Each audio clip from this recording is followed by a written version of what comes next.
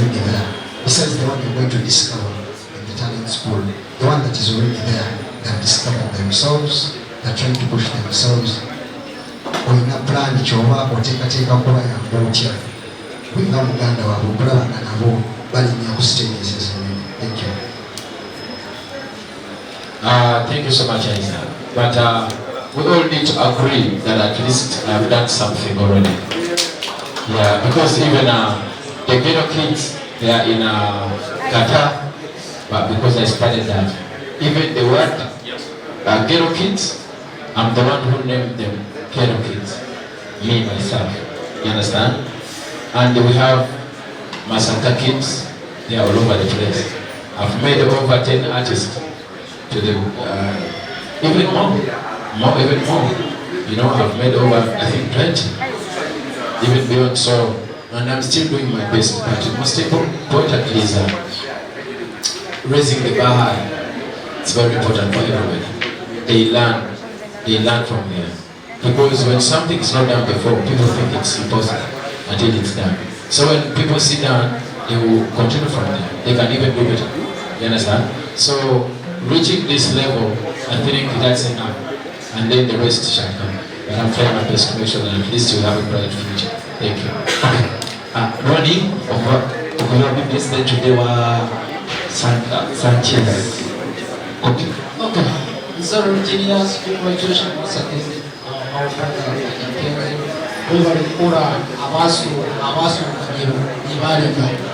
So my question is, we had some rumors that Togeda would have performing until your things are being sorted between you and how to do that, because I want to watch a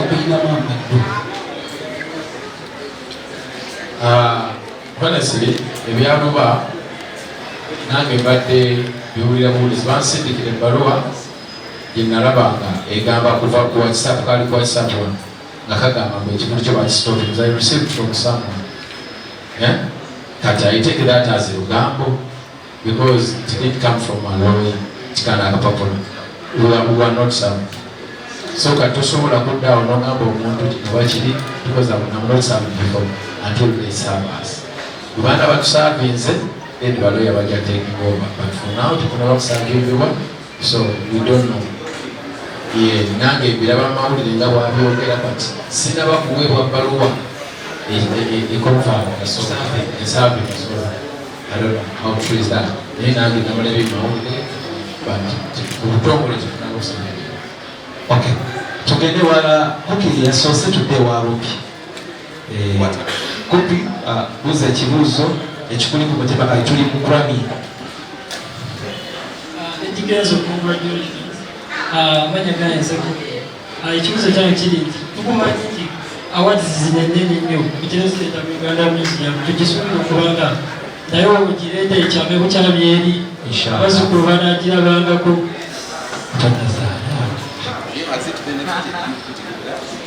Yeah, me, I need to receive any money from tourism or whatever for that, but I'm grateful that our kids and our people, whenever they go to the museum, they take pictures and they get inspired. Yeah, so if we win the Grammy, we will start from there, but for now, let's pray. Yeah, we just need to pray. Yeah. First of all, EDDY KENZO goodwill ambassador wa Uganda. Goodwill ambassador tasasulwa wabula bwe bamulabako eyo bamanya nti neera kawalya tebali. Tugende wa Lupi. Okay, Lupi okuva ku Metro FM ne ku Star TV ne ku nkola ya video mu ggwanga. Musoza, congratulations. N'abamawulire bwe bali kujja munekanikanye ansubire nti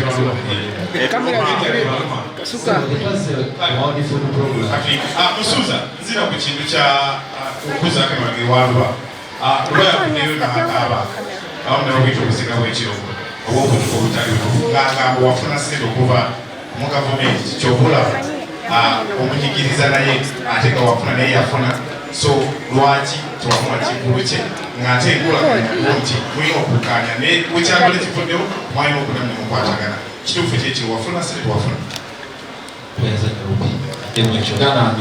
nakuwadde ekikulu gavumenti tempangako ku ssente era bwe wabeera nga waliyo omuntu eyampa ssente nga gyali aleeta oluganda saafu nakuwadde ekikulu sifunangako naye yafuna sente ekitegeera bamukopa sente ate bwe bamukopa sente nali musuubira okunsasula kuba namukubira nako nemuga muganda wange bakuwadde sente nange mpa balansi wange naŋŋamba lodanga muna okunkubira najjako okay tugende tusoke ewavabira okuva mu live wire Spark TV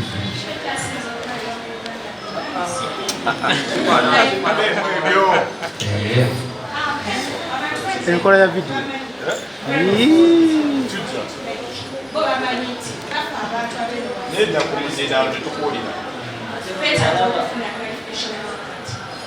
okay nze ndowooza bannayuganda balina kumusabira busabizi na kwebaza Grammy ogenda social media but fe abantu tetulina maanyi galonda zino awadi zirondebwa bannamawulire ba media zirondebwa bayimbi zirondebwa ba producer academy okibanyonnyolamu nti babawo komiti y'abantu nti eri ku ekyo nesensula okusensula ne bagenda nga balondalondawo ebityawo kiriste siza public tugendewo omukulu ono asobole obuuza ekibuuzo kivettobewa mukanda wange otusiibwe okay abandi tamusoka Eclipse International era nga mbawaleere ku Magic 100 FM era nga nkolera Gagamero TV batwala omukisa guno okulaga essano lyange ku lw'abasoka bonna abatali represented wano nti tuli basanufu eno okuba ng'ensi yaffe ogiteere ku iddaala eryawo igulu.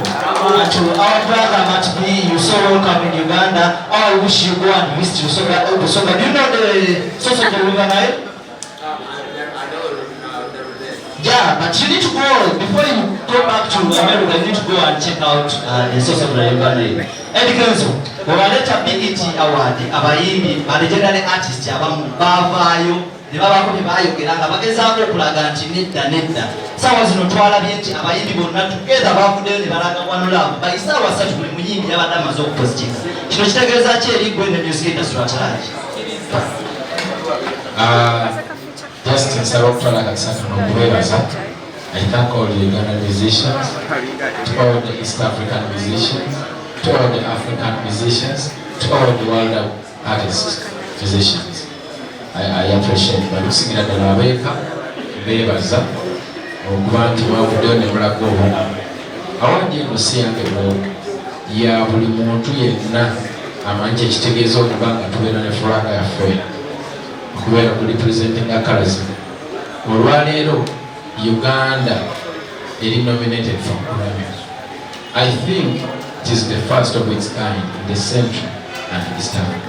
Wakuba bingi ebyogerwa bano mubiri naye go to the real facts.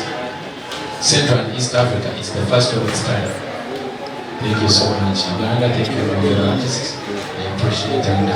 Era olwaleero bannamawulire n'abayimbi ne bamaneja baabwe bategekedde ekijjulo oba evening ak'okunywa ekikuba kitamashega kiri buyala nga wakaveerulenga bategekedde ak'okunywa ak'okulya tunyumyemu twebaze Mukama olw'okubanga industry yaffe atuuse kubanga kino kigenda kubeera mu lukola mpaka nti Uganda kugamba abaana bagenda kuleetako nezigulano eziwera embiyesi kubanga kisobose. So there is no way we can't celebrate. Bannamawulire balwanya olutalo lunene okulaba nga batuusa music industry wetuuse abo naddala ba entertainment wadde nga tufunamu obuzibu nabo naye abali awamu bayomba. Olaba oyamba okwata ozalakanako katono olayisaamu oluyimba kitegeeza tetuyinza butafunamu butategeeragana lwansonga benda bandi mumperedde akatebe wano tukwaniriza akabosi kati lwanga benda kyakoze. This is amazing, my brother. Thank you so much. Thank you so much. This makes a lot.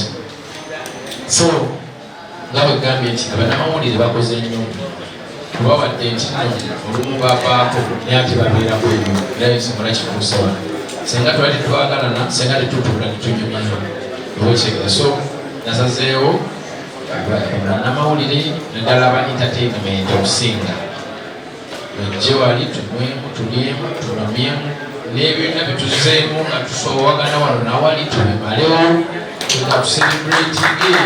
celebrating it.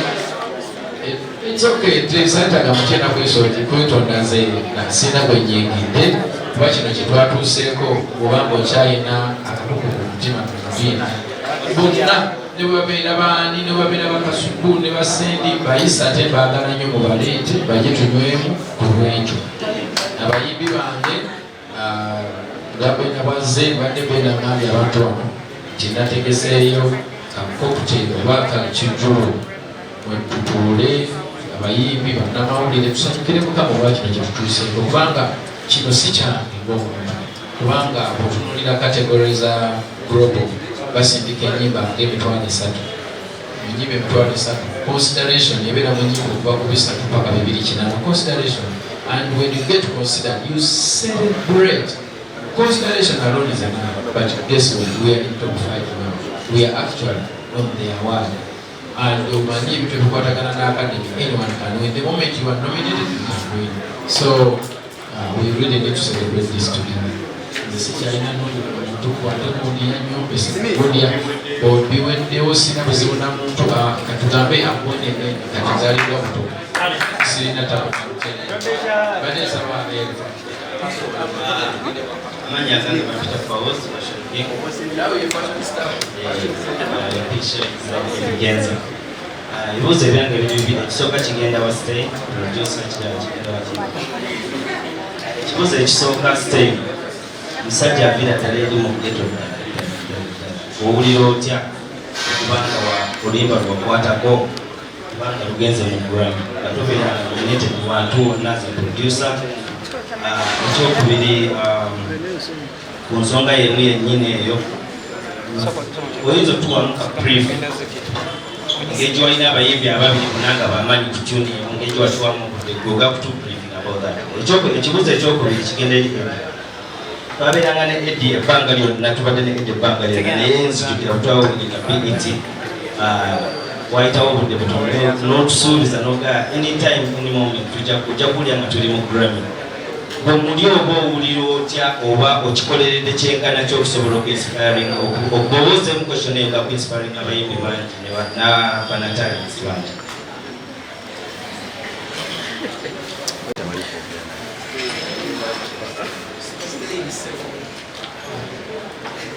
Kyali kiti asinga ekifaananyi baakwa bateeka emmeka asiimula kyenkana ki ebityo Siempre hace una noche que mira chale no veo que es una transformación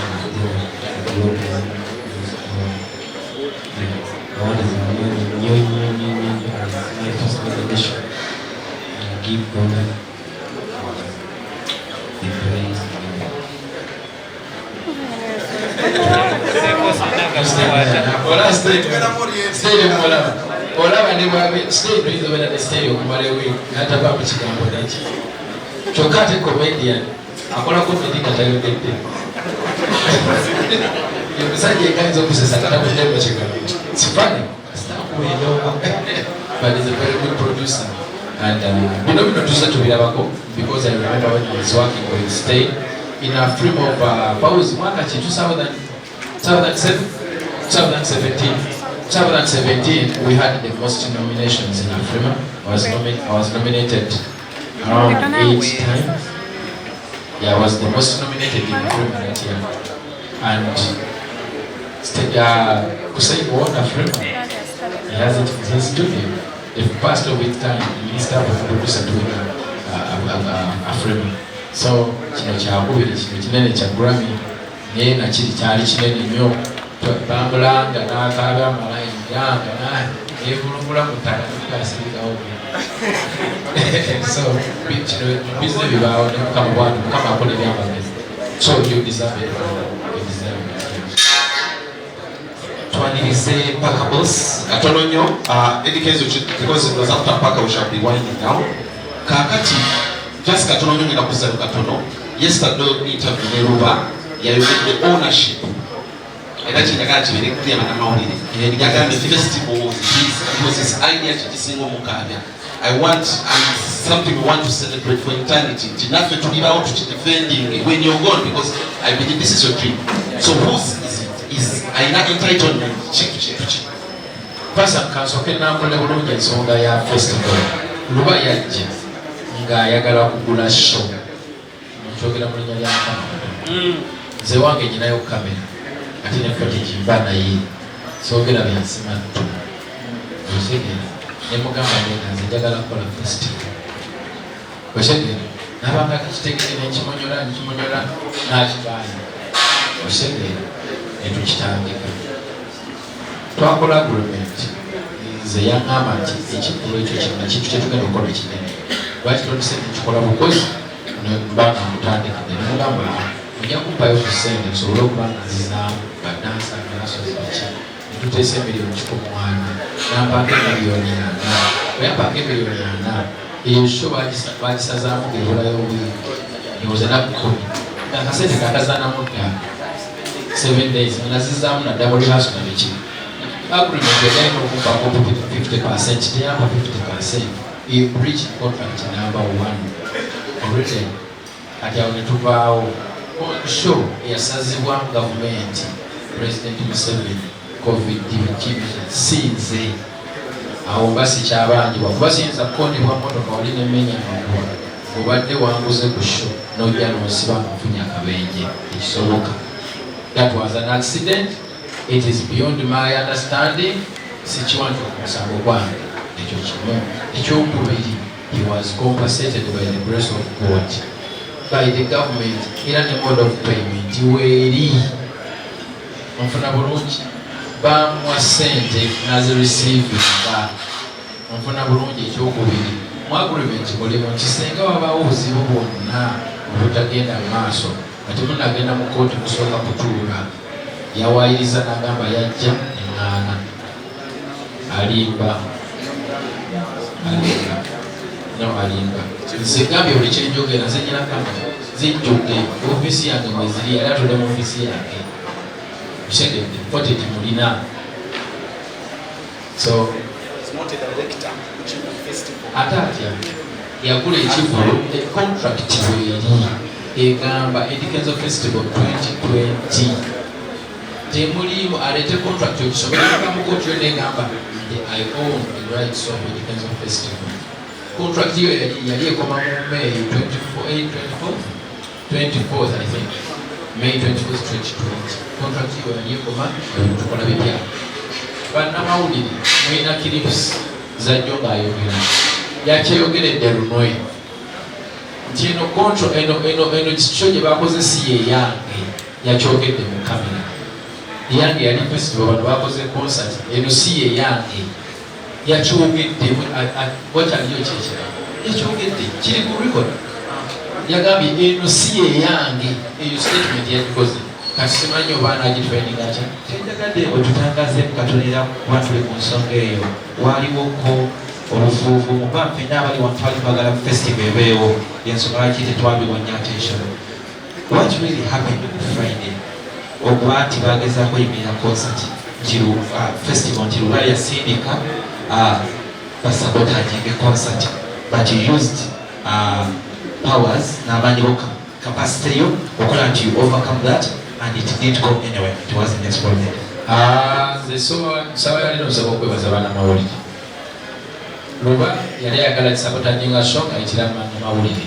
Bannamawulire ne bagaana nga buli kwakigamba mugamba ndeka sigenda kulabikawo beeri bannayuganda ne basirika. Nze sirina maanyi ngenda kozesa.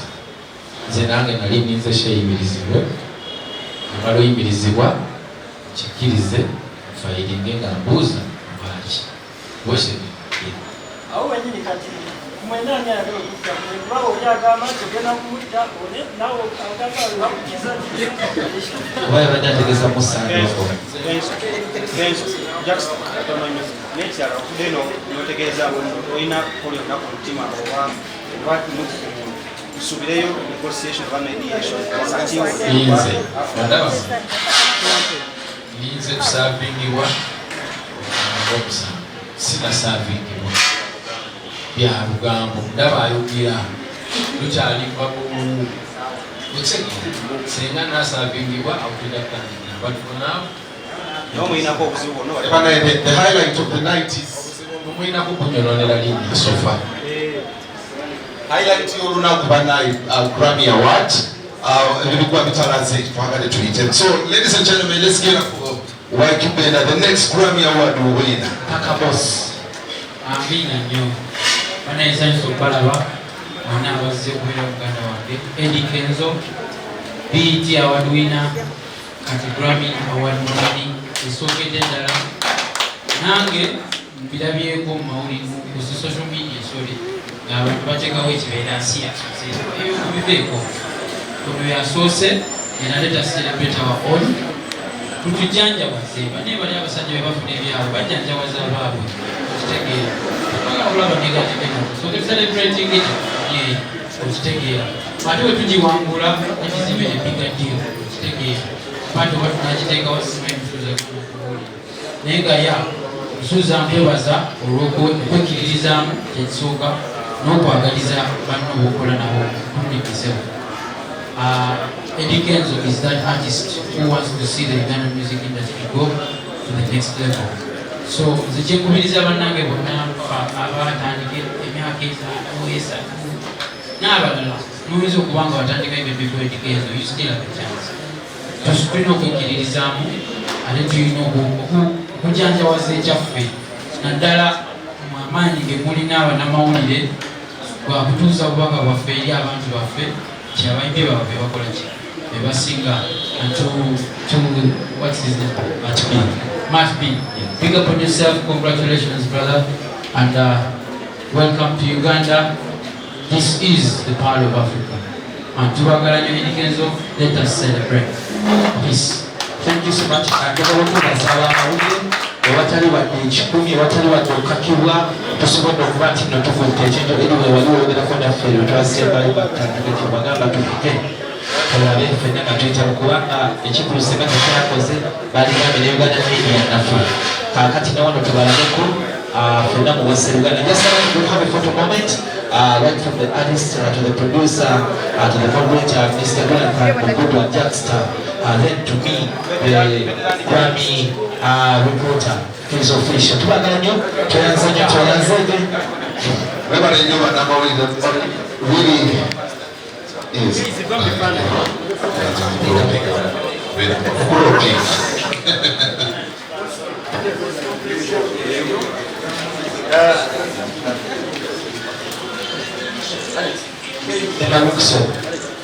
Emalukso ngasigwa Emma.